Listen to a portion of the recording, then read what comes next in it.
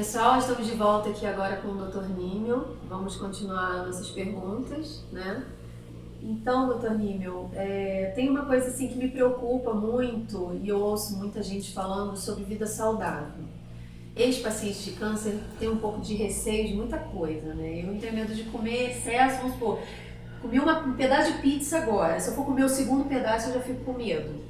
Então, fica aquela pergunta: quem tem vida saudável, quem pratica uma vida saudável, nunca vai desenvolver câncer? Na verdade, esses fatores de riscos nós colocamos uma forma que pode levar a um câncer. Não estou falando não somente da mama, mas fatores de riscos, quanto menos vícios, quanto melhor a sua alimentação e praticar exercícios, menos obesidade, estamos falando de fatores de risco, teria menos possibilidade de ter um câncer.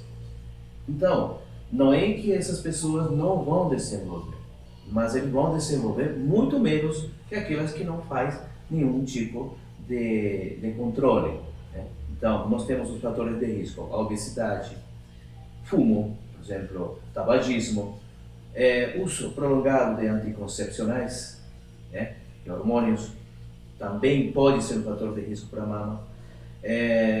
Início de menstruação, se for muito jovem, se a menopausa também foi muito tarde. Essas relações têm a ver nos riscos. Ok, mas já você sabe assim, se já existe algum estudo onde indique que essas pessoas que praticavam exercício físico, tinham uma vida totalmente bacana, regrada, se existe algum índice, por exemplo, elas desenvolvem mais pela parte hereditária do que por fatores externos? Não, estudos assim é difícil de fazer. Sim. E estudos novos, digo assim, dessa parte de câncer de mama ainda estão sendo estudados, mas nesse tipo especificamente não há ainda estudos. Entendi. Agora, uma outra dúvida que a gente tem, eu principalmente: por que tem médicos, né, alguns oncologistas ou mastologistas, ginecologistas, eles insistem quando uma jovem vai até o consultório e diz: olha, doutor, eu estou sentindo um nódulo. E esse médico, não sei se irresponsavelmente, o porquê, ele prefere jogar com a sorte e dizer que não, você é muito jovem, isso daí não é um nódulo maligno, não tem história de câncer na sua família, vamos deixar passar mais um pouquinho. Vamos falar assim, duas situações, né? Os médicos, respeitando todos eles, na atualidade está começando a se falar mais de câncer, mas não estão preparados, se não é de uma especialidade na área de oncologia, por exemplo, ou mastologia, eles não estão às vezes preparados para fazer um diagnóstico. E muitas vezes as pessoas vão para esses postos de saúde, no caso do Sistema Único de Saúde, ou consultórios, e não para ginecologistas, ou clínico geral, mas eles não estão preparados para fazer esse tipo de diagnóstico.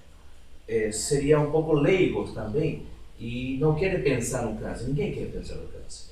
Então é diferente quando um nódulo aparece na mama e vai para um especialista. Nós, com certeza, não vamos investigar. Não deixamos nada sem investigar. Se alguém chegar para mim, eu vou falar: não, vou investigar, vou fazer ultrassom, se for caso vou fazer biópsia, se for caso vou operar. Então, nós olhamos de maneira diferente. Eu vejo esse problema no Brasil, que as pessoas vão lá: mas você tem 20 anos, isso não é nada. É comum porque o colega ou o profissional não está preparado para fazer esse tipo de diagnóstico. E muitas vezes isso é catastrófico, sim. Sim. Então, quando tem esse nódulo ou alguma alteração, acredito que seria interessante procurar um especialista, tá? Um mastologista ou um cirurgião oncológico. Tá? Então seria, eu acho assim, eu penso assim, nós somos responsáveis pela nossa vida, né? Pelo como nós conduzimos a nossa vida.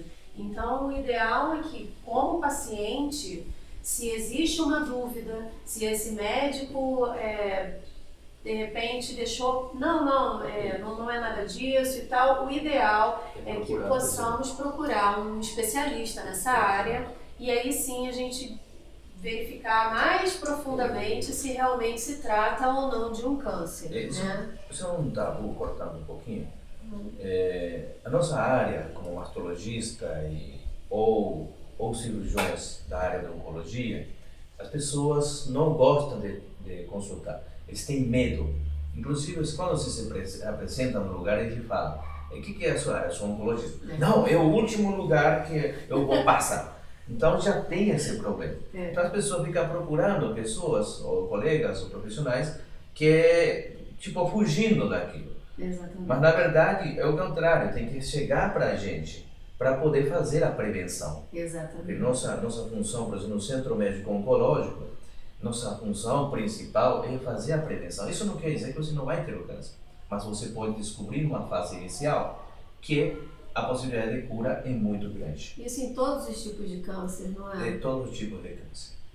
Eu vou falar uma coisa pra vocês, viu? Eu nunca pensei na vida em ter um câncer, lógico, sabe, doutor? Nunca pensei. E eu vou falar, já aconteceu de repente procurar, sei lá, um dermatologista em algum lugar e ir junto lá naquela clínica, tem lá a porta do dermatologista, a porta do pediatra e lá no cantinho tinha um oncologista. Gente, eu olhava para aquela porta com um pânico, como se aquilo ali, nossa, não quero nunca entrar ali. Então, infelizmente, é assim. Eu sei porque eu já vivi isso.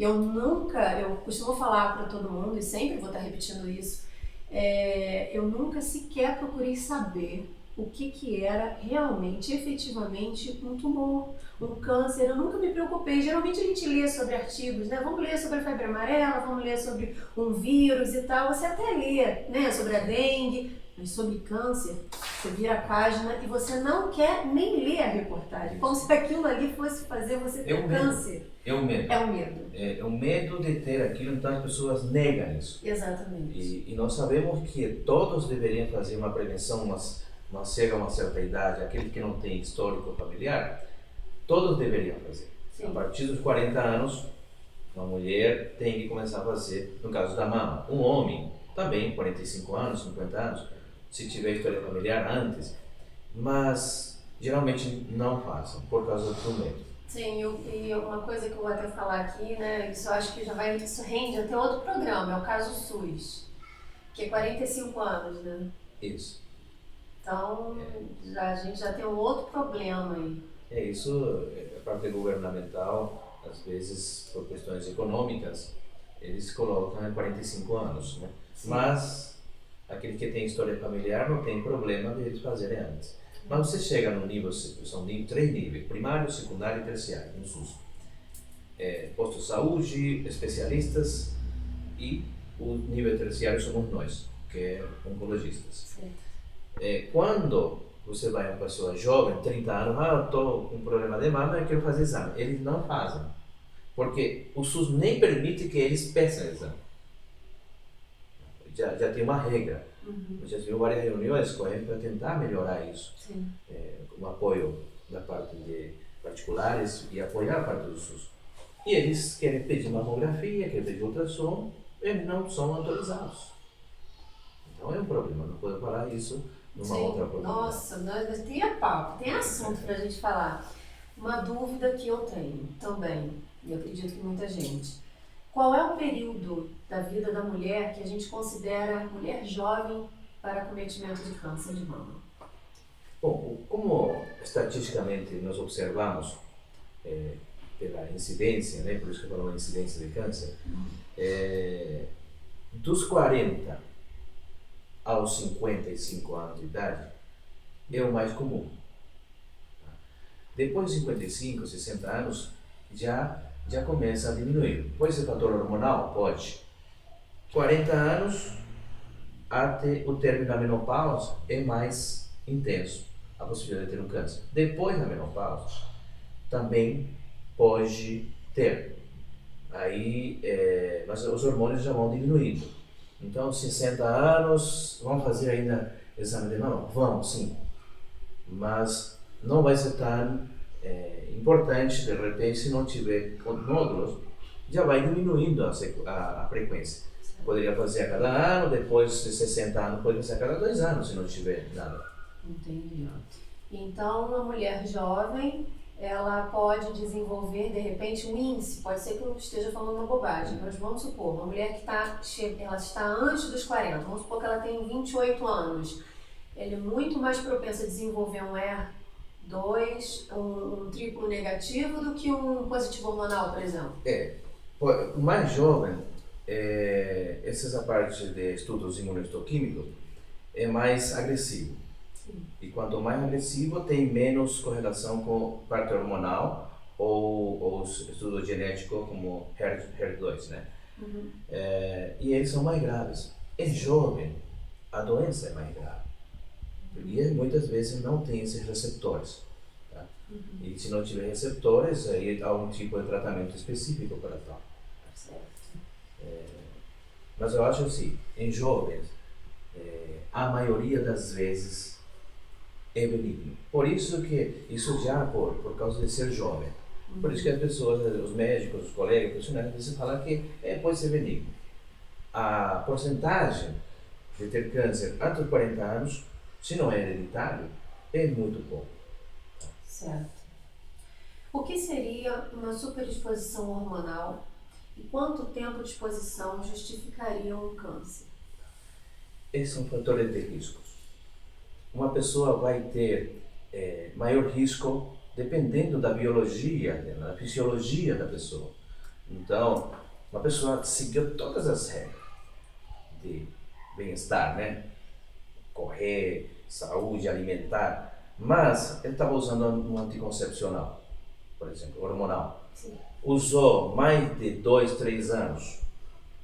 Isso já, o impacto é maior. Quanto mais tempo de uso, mais riscos pode ter a reposição hormonal. Ou um controle, por exemplo, anticoncepcional, estamos falando de hormônios que se utilizam, né, para várias situações. Além disso, não é somente o câncer, tem outros efeitos tromboembólicos, embolia, trombose nas pernas, tem pessoas mais sensíveis. Então, não somente o câncer. Eu acredito que ele é dose dependente, de tempo dependente também. Quanto mais tempo, há mais possibilidade. Uma mulher jovem que ainda está em fase de ser mãe e os hormônios ainda estão a toda, ainda não está nem próxima da menopausa. Se ela tomar uma medicação muito carregada em hormônios, no caso, para tentar engravidar ou para tentar tirar um mioma, alguma coisa nesse sentido, existem grandes chances de desenvolver um câncer. Quanto mais o uso de hormônios, mais chance tem de câncer. Por isso que nós falamos assim, quanto tempo, eu faço nas minhas consultas, pergunto quanto tempo de anticoncepcional você usa, qual é o tipo de anticoncepcional, quais são, estrogênio, combinado, somente estrogênica. Então isso é importante, realmente o uso desse hormônio pode aumentar, tendo os outros riscos junto. Sim. Se fuma, se é obesa, né? se não pratica exercício, vai ter mais riscos de ter. Insistir em métodos contraceptivos. No caso, que hoje eu tenho muita preocupação com isso. Minha filha, não quero que ela use anticoncepcional, que eu fiquei com esse medo e tal. No meu caso foi luminal A e foi um caso de hormonal, né? Sim. Receptivo hormonal. E no caso da minha filha, existe um método contraceptivo, por exemplo, muita gente me pergunta, o DIU, ele também alguma coisa ligada ao hormônio? Não? Existem vários tipos de DIU. Tá? Tem DIUs que tem hormônio, que libera hormônio, e tem DIUs que não libera hormônio, que somente faz um processo inflamatório que não permitiria a concepção, né? Certo. Então, a gravidez. E é tão eficaz quanto o hormonal. É eficaz, Só que aí tem um outro lado que tem que controlar, né? Sempre tem que ir ao médico, ginecologista, porque esse processo inflamatório, dependendo da reação de cada organismo, ele pode levar a um câncer coluterino, não necessariamente, então, só que ele pode ter cervicites, inflamações crônicas que pode se transformar, mas tem que consultar mais sempre, rigorosamente, o ginecologista. Certo. Após o tratamento, alguns efeitos podem se tornar permanentes? Estou falando já de imediato, os efeitos pode ser tanto cirúrgico quanto quimioterápico ou radioterapia, que são o que mais se utiliza, né? Ou hormonioterapia. Sim. Por exemplo, a cirúrgica quase sempre tem efeitos estéticos, né? É importante, tá? E isso geralmente é quase permanente, né? Sim. Pode fazer cirurgia plástica, mas nunca vai ser a mesma. Exato. Da parte de quimioterapias, são drogas muito fortes que se utiliza e pode ficar alguns efeitos. Por exemplo, a sensação de formigamento nos dedos, nos pés, né? Dependendo da medicação que utiliza. E pode ser permanente, neuropatias que nós chamamos, né? Neuropatia periférica. Sim.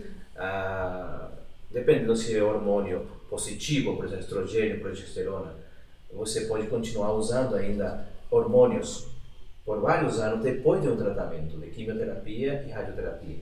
Aquele que não é sensível a esses hormônios não são utilizados.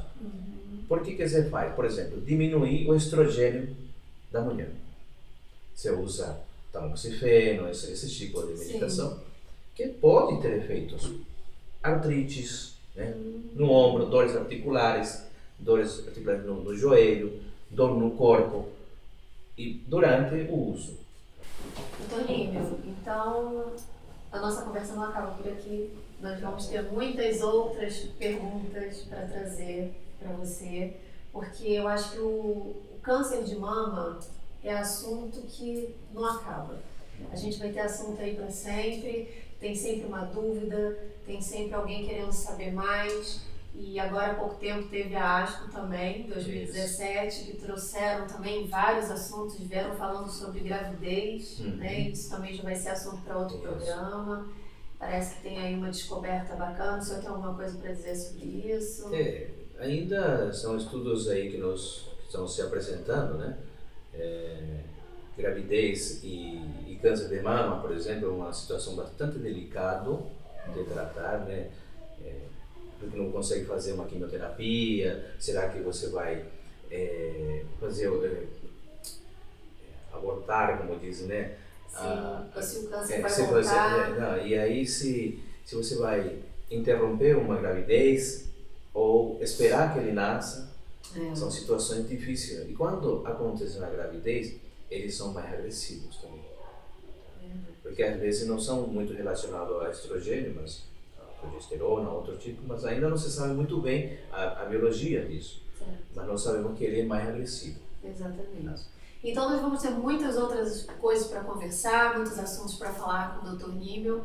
E eu quero te agradecer muito por ceder o espaço aqui do CMO, que é um lugar lindo, é uma clínica muito bacana aqui da nossa cidade, que vem atendendo muitos pacientes que precisam de um tratamento de excelência em Poços de Caldas, que é o Centro Médico Oncológico. Dr. Nímio, muito obrigada. Ele é cirurgião oncológico aqui no CMO e sempre nos recebe com muito carinho, com muita atenção. E muito obrigada por estar aqui hoje com a gente. Obrigado pelo convite, estamos à disposição. Tudo que for para falar ao público e orientações, estamos à disposição. Obrigada, viu? Gente, é isso aí. Daqui a pouco a gente volta com mais novidades para vocês. Beijo, tchau, tchau.